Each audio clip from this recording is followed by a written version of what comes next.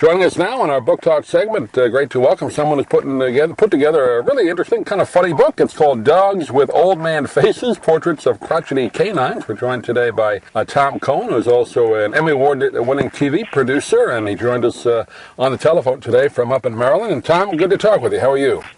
I'm great. How are you? Thanks for having me. Yeah, always a dog lover myself, so when I had a chance to have you on, this book was available. I wanted to chat with you for a couple of minutes. I know a lot of people put out dog books, but this is kind of a unique one. Dogs that have old man faces. I've never seen that before. Yeah. I mean, it was an idea that popped into my head when I started noticing that a lot of dogs have really human-like expressions on their face, and particularly, dogs that have really, crotchety old personality-laden faces. And I figured it would make a good coffee table book. So I put together a bunch of photos. Now, yeah, the photos in the book. Did you take all these yourself?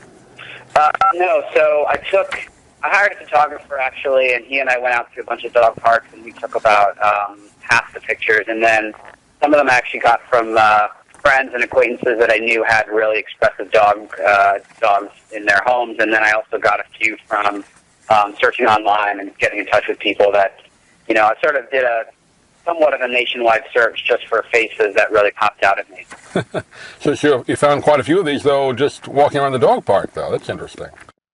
Yeah, I mean, on a beautiful Saturday with, if you go to a big dog park and there's just every type of dog, so it was a perfect opportunity to sort of get all the different breeds, big dogs, small dogs, hairy dogs, dogs with short hair. I mean, every sort of size and shape. I really wanted the book to have as many different types of dogs as possible.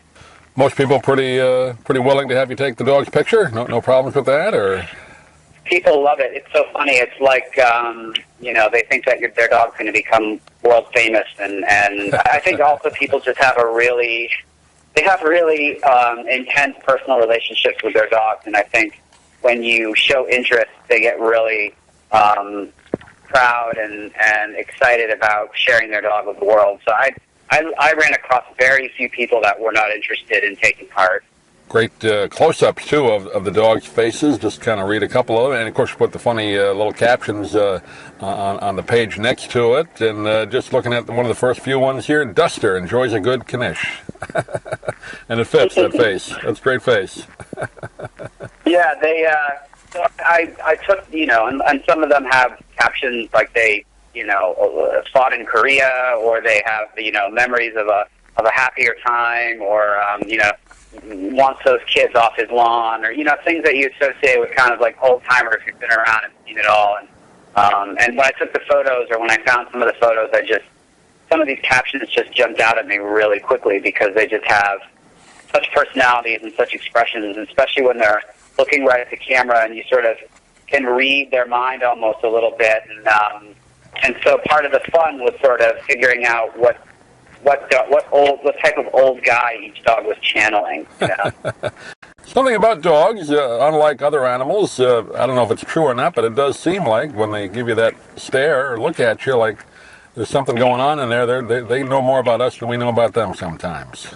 I actually heard recently, and I don't know if it's true, but they've been doing a lot more studies about dogs recently, but they did one study where they somehow determined that when a dog stares you in the eyes like that, it's actually giving you a hug. Right. I've heard that. Yeah. Which I thought was kind of cool. It's like that's their version of just connecting for a brief moment. I always wonder what dogs think we are. If they think we're like different looking dogs, or they like us. Most of them anyway like us. Yeah, I think they've been over the years they've been sort of domesticated to the point where I think they think of us as kind of their kindred spirits on Earth. It's like there's really no other relationship that a dog has that's stronger than with a person. So we've chosen each other as sort of companions, I suppose, over the years. Yeah, because cats are indifferent for the most part. I guess there's some exceptions, but most animals, they can kind of tolerate us. Horses maybe like us a little bit, but dogs seem to really like being around us. Maybe because we feed them, but I think they do like us for other reasons.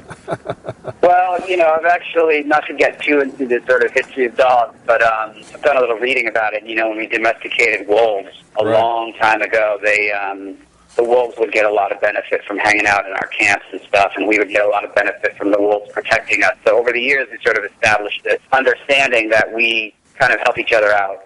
Yeah, no doubt. Just kind of some of the other great faces here. You have Jacques. He's a French wine snob. He's got a great expression on his face, or her. I guess that's him. Yeah, his face. Yeah. They're kind of like a little smug expression on his face. He just struck me as, one of these old-time wine snobs who kind of looks down on everyone. I think that what was so funny about these faces was that, like I said, you could get a really good, quick sort of sense of almost a dog's soul just by looking at these pictures, their faces. How many pictures did you take overall? Obviously, you had to edit it down. I guess we got about 100 in here, I suppose. Did you take many more than that? Yeah, there's actually 70 dogs in the book, and I took, I probably had about 120 photos to choose from, and there were some that were in there, and then they got edited out for the sake of sort of replacing them with a better dog. Because what would happen is I would take photos, and then I would be out somewhere, even if sitting at like a Starbucks, and I would see the most amazing dog face, and I'd say, I have to have that dog in my book. So I would whip out my iPhone and take a photo just sitting there at the table, and it would be good enough quality to put in the book. So if I saw dogs that really jumped out at me, they would end up placing other dogs that had been taken earlier. Now, the names of the dogs in the book, are they the actual names of the dogs, or did you give them names? Not to pull back the curtain too much on it, but a few of them were the actual names, and then others were not. Right. The names were not really working. The names have to sort of have their own sort of personality. Yeah. Well, it's a great book, funny book, and it's like you said, a coffee table book, as Kramer had on Seinfeld. But this one was actually written. Right. That's right. Dogs with old man faces. Doesn't have little table legs like Kramer's book had. Yeah. I always thought they should have published that and had like a tie-in with the show, but they never did. But anyway, that's another story.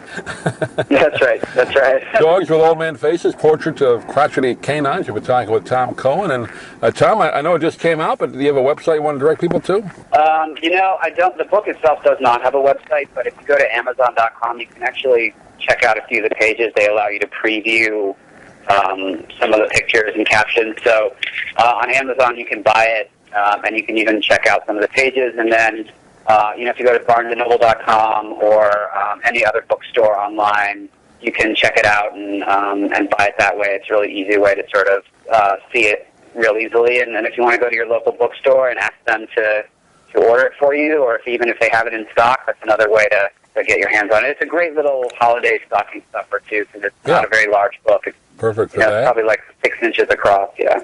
RunningPress.com, also the publisher, and you can check that out as well to get the book. But Tom, appreciate you taking a few minutes. Have a great Thanksgiving and Christmas season, and next time you have a book come out, I'd love to have you on again. But thanks for joining us today. I will. Thanks.